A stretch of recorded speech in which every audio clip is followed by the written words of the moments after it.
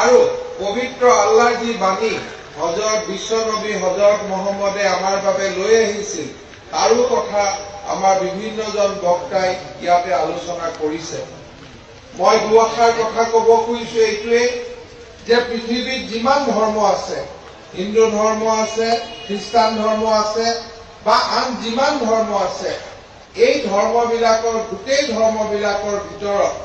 আটাইতকৈ শিক্ষা আৰু জ্ঞানৰ ওপৰত আটাইতকৈ গুৰুত্ব দিয়া ধৰ্মগ্ৰন্থখন হ'ল পবিত্ৰ কোৰাণ শ্বৰীফ।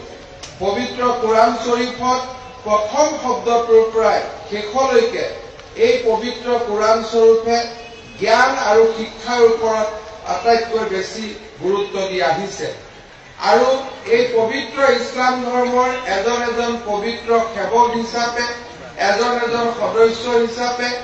এই যিটো জ্ঞানৰ যি পৰম্পৰা বা শিক্ষাৰ যি পৰম্পৰা,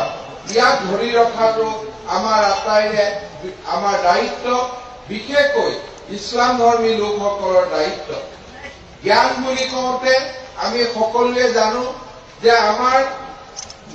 বিশ্বনবী হযৰত মুহাম্মদে জ্ঞানৰ বাবে ইছলাম ধৰ্মী লোকক প্ৰয়োজন হলে চীন দেশলৈ যাব কৈছিল আৰু তেখেতে ইমানলৈকে কৈছিল যে এজন জ্ঞানী লোকৰ কলমৰ যি